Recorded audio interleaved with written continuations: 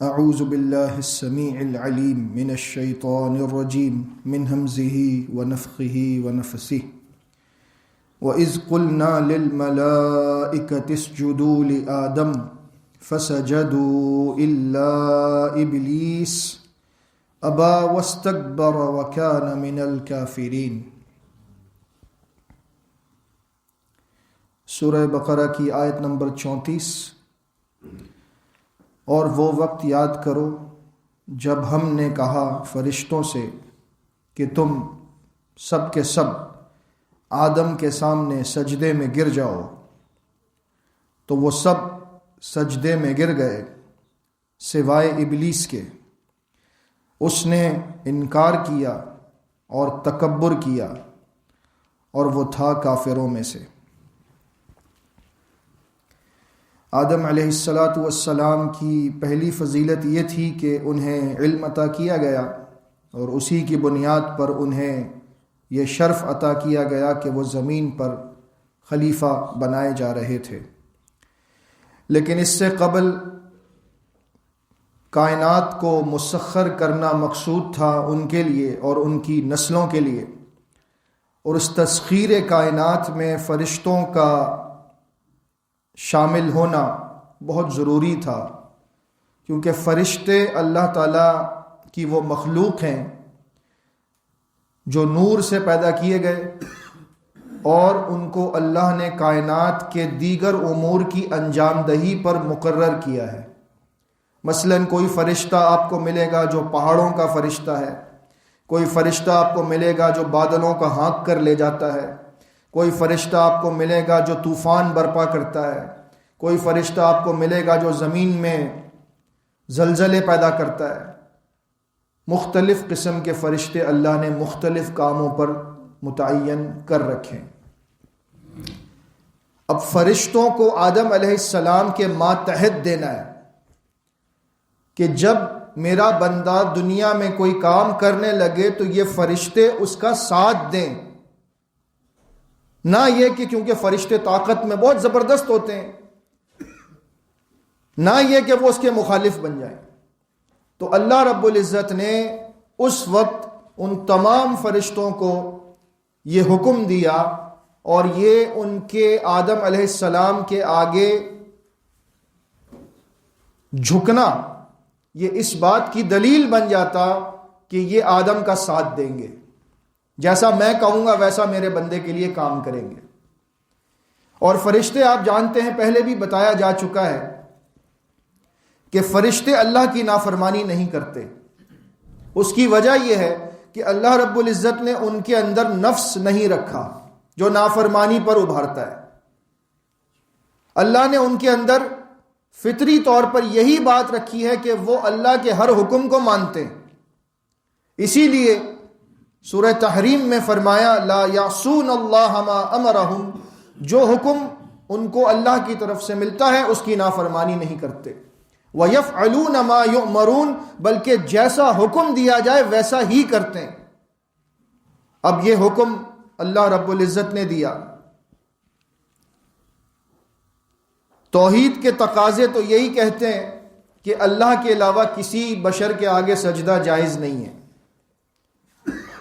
توحید کے تقاضے تو یہی کہتے ہیں، لیکن حکم دینے والا جب وہ ہو جس کے نام پر توحید ہے، جو اکیلا ہے، جب وہ حکم دے دے، اس کا مطلب یہ ہے کہ اب وہ حکم ماننا ہے۔ اب وہ حکم سمجھ میں آئے یا نہ آئے، حکم اللہ کا ہے تو ماننا ہے۔ یہ امتحان ہے۔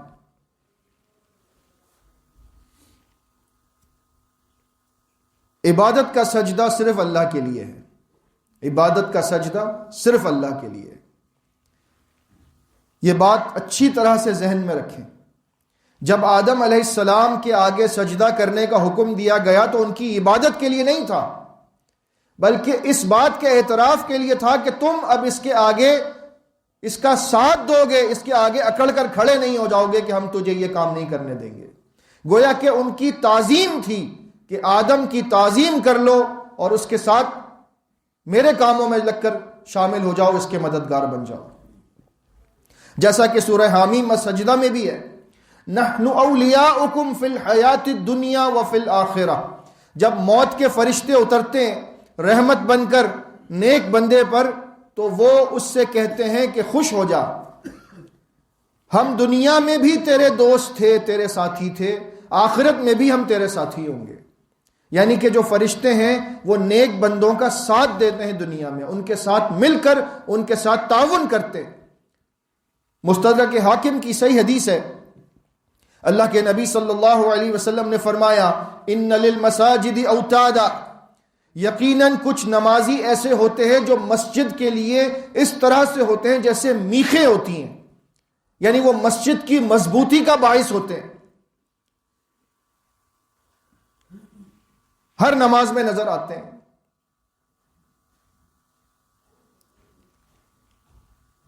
ان کے دوست اللہ کے فرشتے ہوتے ہیں. آپ سوچیے اللہ رب العزت آپ کو کیسی فضیلت عطا کرنا چاہتا ہے اگر آپ نماز کے لیے مستقل ہو جائیں، مسجد سے جڑ جائیں، کہ فرشتے آپ کے ساتھ دوستی نبھاتے ہیں، حتیٰ کہ ان کی دوستی اتنی بڑھ جاتی ہے ان غابوا افتقدوہم، اگر وہ نمازی کسی وجہ سے غائب ہو جائے تو فرشتے اس کو تلاش کرتے ہیں کہ یہ کہاں چلا گیا، یہ ہمارا دوست مسجد میں آتا تھا، یہ آج کیوں نہیں آیا، کسی پریشانی میں تو نہیں ہے. وَإِن كَانُوا فِي حَاجَةٍ أَعَانُوهُمْ، اور اگر وہ کسی کام میں ہو تو اس کے مددگار بن کر اس کے کام میں اس کا ساتھ دیتے ہیں، اس کے کام آسان ہو جاتے ہیں. جس کے کام میں فرشتے مددگار ہوں اس کا کام کتنا آسان ہو جائے گا، سوچئے آپ.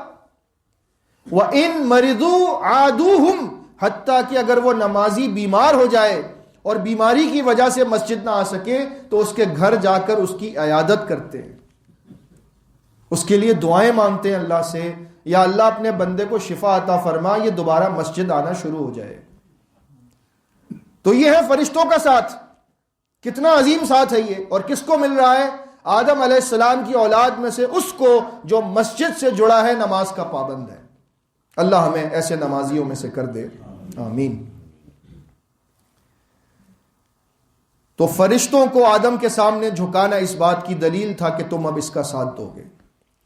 فسجدوا، سب کے سب سجدے میں گر پڑے، سب کے سب. لیکن افسوس کے ساتھ یہاں پر کہنا پڑتا ہے کہ اس سجدہ تعظیمی کو دلیل بنا کر بہت سے لوگ اس امت میں بھی اپنے بزرگوں کے آگے سجدے میں گر جاتے ہیں، اپنے پیروں کے آگے، بزرگوں کے آگے، مشائخ کے آگے. کیا یہ درست ہے؟ سوال ہے. کوئی کہہ سکتا ہے قرآن میں دلیل ہے، اس دلیل کی بنیاد پر میں نے کہا ہے، یا میرے متبعین میرے آگے سجدہ کرتے ہیں، تعظیم کا کرتے ہیں، کیا ہو گیا؟ نہیں، آپ کے علم میں کمی ہے، آپ کو معلوم نہیں ہے. نبی کریم صلی اللہ علیہ وسلم نے معاذ ابن جبل رضی اللہ تعالی عنہ سے فرمایا، جب وہ شام سے ہو کر واپس آئے، سنن ابن ماجہ میں ہے اور سند اس کی حسن ہے، وہ شام سے واپس لوٹے تو نبی کریم صلی اللہ علیہ وسلم سے ملاقات کے وقت وہ سجدے میں گر پڑے. تو معاذ رضی اللہ تعالی عنہ کا یہ عمل دیکھ کر نبی کریم صلی اللہ علیہ وسلم نے پوچھا، معاذ یہ کیا ہے؟ فرمایا کہ یا رسول اللہ صلی اللہ علیہ وسلم، میں نے شام میں دیکھا جا کر کہ وہاں پر لوگ اپنے بزرگوں کے آگے، بادشاہوں کے آگے، بڑوں کے آگے سجدہ کرتے ہیں، تعظیم کرتے ہیں ان کی، تو میں نے یہ سوچا کہ آپ سب سے زیادہ حقدار ہیں، تو میں نے یہ عمل کیا. فرمایا ایسا نہ کرو. کیوں؟ لا يصلح لأحد لا يصلح لبشر ان يسجد لبشر، کسی بشر کے لیے، کسی انسان کے لیے جائز نہیں ہے کہ وہ کسی بشر کو، کسی انسان کو سجدہ کرے، جائز ہی نہیں ہے. اور اگر یہ جائز میں کرنا چاہوں یا میں چاہوں کہ میں کسی کو حکم دوں کہ سجدہ کرے کسی انسان کو، کوئی انسان، لَأَمَرْتُ الْمَرْأَةَ أَن تَسْجُدَ لِزَوْجِهَا، تو میں حکم دوں عورت کو کہ اپنے شوہر کو سجدہ کرے. اور کوئی اس سے زیادہ بڑھ کر اس کا حقدار نہیں ہے میری نظر میں کہ کوئی بشر کسی بشر کو سجدہ کرے، کیونکہ شوہر کے اپنی بیوی پر اتنے احسانات ہوتے ہیں. لیکن وہ بھی جائز نہیں ہے، وہ بھی جائز نہیں ہے یہ بھی جائز نہیں ہے معاذ جو تم نے کیا ہے، لہذا بشر کو سجدہ بشر کرے یہ ناجائز ہے، حرام ہے۔ تو ان کا اس سے دلیل لینا باطل ہے۔ ایسے لوگوں کو رک جانا چاہیے کہ یہ اللہ کے ساتھ شرک تک پہنچ جائے گی بات، اور یہ بڑا عظیم گناہ ہے۔ تو فرشتے سجدے میں گر پڑے الا ابلیس، لیکن ابلیس نے سجدہ نہ کیا۔ ابلیس، یہاں سے اب کہانی کا آغاز ہوتا ہے، وہ کہانی جو آج تک چل رہی ہے۔ وہ دشمن ہمارا ازل سے ہے، ابد تک رہے گا۔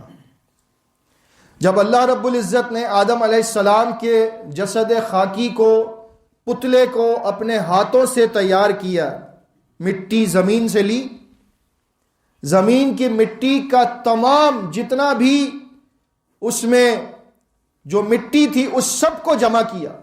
کہیں کی مٹی سخت ہے، کہیں کی نرم ہے، کہیں کی خشک ہے، کہیں کی تر ہے، کہیں کی مٹی کالی ہے، کہیں کی کسی اور رنگ کی ہے، سب کو جمع کیا اللہ رب العزت نے، اور اس سے آدم علیہ السلام کے پتلے کو تخلیق کیا۔ اسی لیے نبی کریم صلی اللہ علیہ وسلم نے فرمایا، مسند احمد کی صحیح حدیث ہے، کہ تم دیکھو گے آدم کی اولاد میں کوئی گورا ہے، کوئی کالا ہے، کوئی غصے والا ہے، کوئی نرم مزاج ہے۔ یہ اس مٹی کی وجہ سے جو اللہ نے آدم کے اندر استعمال کیا، اس کی تخلیق میں، اس کے اجزاء کی وجہ سے آدم کی اولاد میں مختلف عادتیں اور ان کی طبیعت میں اور ان کے رنگ میں اختلاف ہے۔ سبحان اللہ، یہ اللہ پیدا کرنے والا۔ تو جب اس کو تیار کیا گیا تو اس کو کچھ عرصے کے لیے جنت میں چھوڑ دیا۔ ابھی اس میں اللہ نے روح نہیں پھونکی، اس کو جنت میں چھوڑ دیا۔ اللہ تعالیٰ کو ہر چیز کا علم ہے۔ اللہ رب العزت کو یہ علم تھا کہ اس فرشتوں کی صف میں ایک ایسی مخلوق ہے جو بغاوت کرنے جا رہی ہے اور باغی کو ڈھیل دی جاتی ہے۔ آدم علیہ السلام کا پتلا جنت میں رکھا ہے، اور ابلیس نے جب یہ دیکھا کہ یہ کوئی چیز تیار کی جا رہی ہے اور اللہ کا حکم بھی آ گیا کہ میں زمین میں خلیفہ بنانے والا ہوں، اس کو تشویش شروع ہو گئی کہ یہ کوئی چیز نہیں ہے، کیونکہ انسان اس سے پہلے نہیں بنا تھا، پہلی مرتبہ تخلیق ہوئی ہے۔ وہ اس پتلے کے گرد چکر لگانے لگا۔ صحیح مسلم کی حدیث ہے، یہ صحیح سند سے بتا رہا ہوں۔ پتلے کے گرد چکر لگانے لگا اور اس میں جھانک جھانک کر دیکھتا تھا کہ یہ کیا ہے۔ اس کو سمجھ نہیں آ رہی تھی، کیونکہ وہ آگ سے بنا تھا، فرشتے نور سے بنے ہیں، یہ مٹی سے کیا بنایا جا رہا ہے۔ وہ اس کو دیکھتا، بہرحال اس نے اندر اس کے جھانکا اور جھانک کر دیکھا اور کہا کہ یہ اندر سے خالی ہے، اندر سے خالی ہے، یہ اپنے آپ پر قابو نہیں پا سکے گا، اس کو جو وسوسہ ڈالا جائے گا یہ اس پر بے قابو ہو کر عمل کر بیٹھے گا، لہذا اسے شکست دینا کوئی مشکل کام نہیں ہے۔ اس وقت اس نے یہ بات سمجھ لی کہ میں اس سے بڑا ہوں، یہ کمتر ہے۔ اور یہ بات اس کی آگے چل کر آتی ہے کہ جب اللہ نے حکم دیا سجدہ کرو آدم کو، فرشتوں کو، تو سب نے سجدہ کیا لیکن ابلیس نے نہیں کیا۔ سوال یہ ہے کہ ابلیس کیا فرشتہ تھا؟ تو سورہ کہف میں اللہ نے اس کا جواب دیا، وَإِذْ قُلْنَا لِلْمَلَائِكَةِ اسْجُدُوا لِآدَمَ فَسَجَدُوا إِلَّا إِبْلِيسَ كَانَ مِنَ الْجِنِّ فَفَسَقَ عَنْ أَمْرِ رَبِّهِ۔ جب فرشتوں کو حکم دیا ہم نے کہ سجدہ کرو ابلیس سمیت جتنے بھی تھے وہاں پر موجود، ان سب کو کہ سجدہ کرو آدم کو، تو سب نے سجدہ کیا سوائے ابلیس کے، وہ جنات میں سے تھا، اس نے اپنے رب کے حکم سے سرتابی کی، بغاوت کی، کیونکہ جنات کے اندر یہ عنصر شامل ہے کہ وہ انکار بھی کر سکتے ہیں، اقرار بھی کر سکتے ہیں، جیسے انسان میں ہے۔ ہمیں بلایا جائے مسجد میں، ہم انکار بھی کر سکتے ہیں، اقرار بھی کر سکتے ہیں۔ تو ابلیس نے اپنی اس صفت کا استعمال کیا، اختیار کا، اور اس نے انکار کر دیا۔ وہ جنات میں سے تھا، وہ فرشتوں میں سے نہیں تھا۔ اب وہ فرشتوں کی صف میں پہنچا کیسے، اس سلسلے میں ہمارے پاس کوئی دلیل موجود نہیں ہے۔ البتہ اقوال بہت سے ہیں کہ یہ جنات کا باپ تھا، کچھ نے کہا کہ یہ جب جنات نے زمین میں سرکشی مچائی تھی تو اللہ نے فرشتوں کے ذریعے جنات کو مار بھگایا، تو ابلیس نے فرشتوں کا ساتھ دیا، اس کے اعزاز میں اللہ نے اس کو فرشتوں کا مقرب بنایا، اور پھر وہ اس حد تک عابد اور زاہد اور عالم تھا کہ وہ ملأ اعلیٰ تک اس کی رسائی ہوئی، اور اللہ رب العزت نے جب یہ حکم دیا فرشتوں کو تو ابلیس ان میں موجود تھا۔ واللہ عالم، اللہ بہتر جانتا ہے کہ یہ کیسے ہوا، وہ وہاں تک کیسے پہنچا، البتہ اس نے انکار کیا، اور اس انکار کی وجہ سے اس کے ساتھ کیا ہوا یہ ہم انشاءاللہ کل اس پر بات کریں گے۔ اللہ رب العزت ہمیں ابلیس کے جیسے رویوں سے محفوظ فرمائے، آمین۔ استغفر اللہ، استغفر